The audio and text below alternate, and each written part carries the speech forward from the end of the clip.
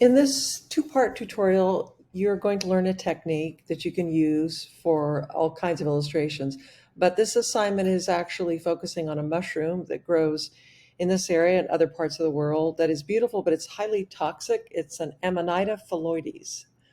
So we're going to start out, and I want to point out that if you want your screen to look like mine, what I have done is I have closed off the default workspace, and I've only opened up from window two things.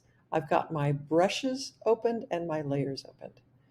So let's take a look. We've got two layers currently in this file. We've got background and the image reference. There it is with the name. Uh, Now, the first thing we're going to do is we are going to apply a dark background here. And we're going to do that by capturing with our eyedropper tool, quick key I to get to that.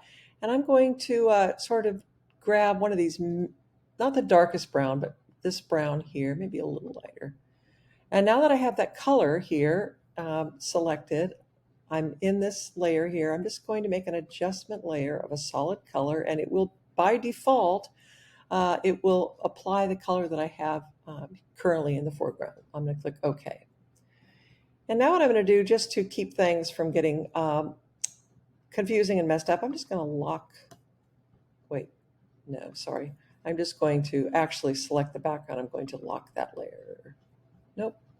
No, oh, I'm sorry. I'm not thinking. I'm going to lock the layer here. Gosh, sorry. And I'll lock that layer here. Okay. So now I've got a background. So now the fun begins, and we are going to create mushrooms.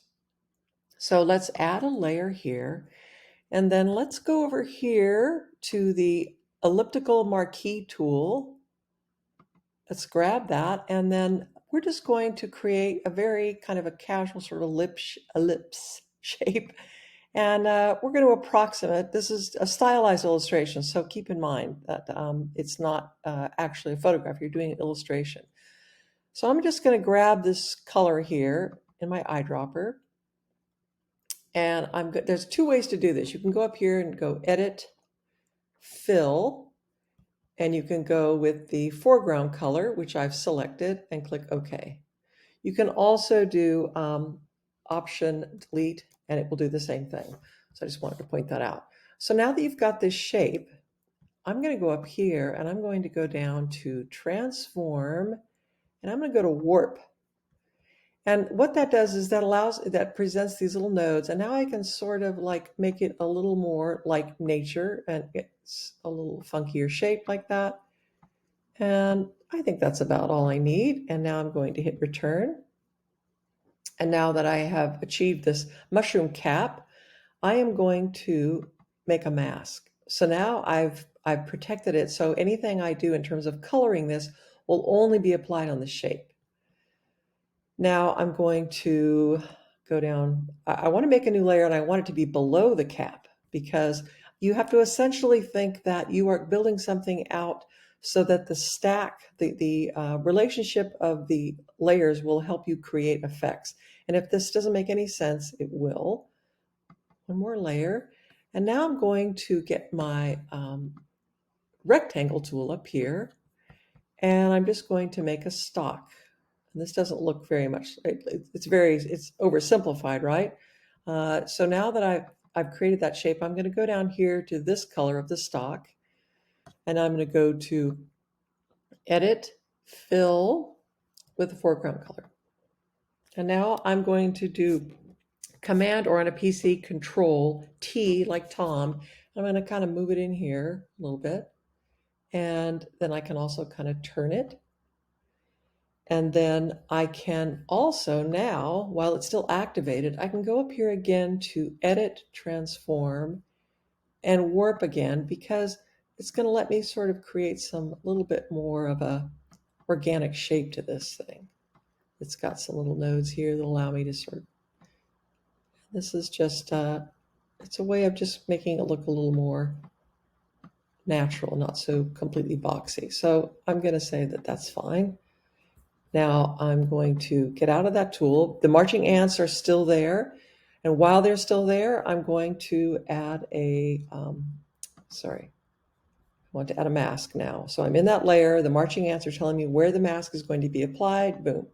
So now I have created a stalk and a cap for the mushroom. Now keep in mind, one of the great things about working digitally is once I create this mushroom illustration, I can copy it to make this second shape here.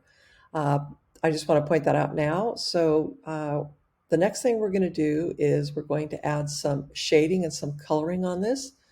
I'm going to get my brush here and I'm going to set it to a soft round. Let's just take a look really quickly. If you click on this, there is no hardness to this, which means that if I were to make this very hard, then it would be very sharp edges.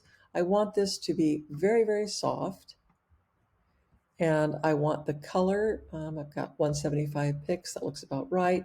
But now look what I'm going to do. I'm going to change the flow of this brush. I want to do something subtle. So I'm going to take it down to like a 33 or so. And I'm just going to soften this. And the last thing I'm going to do is pick up a color here. This sort of, I'm going to go with this color here because this is a very soft brush. So that's going to be, I want that on my cap. So I will take this and touch this. This should give me the color. Get back to my brush B to get to the brush quickly.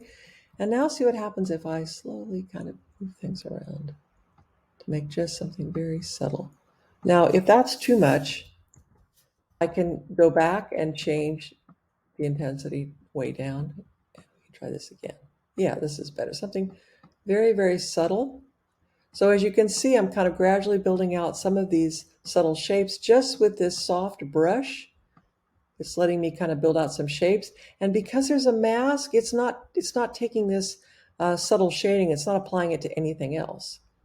Now look what happens if I drop down here to the stalk.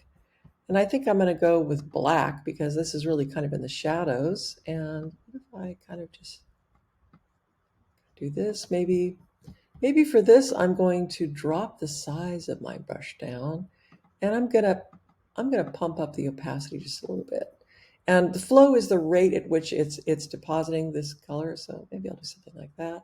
And again, the beauty of this is that it's not, you're free to be kind of sloppy because it's not going to apply that because you have a mask here. And maybe I'll do something like this.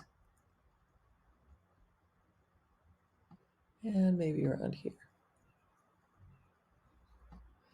So now we've got our first mushroom, and stay tuned for the step 2 video where we will go into more details and how to use a custom brush to add some texture and finish up our illustration.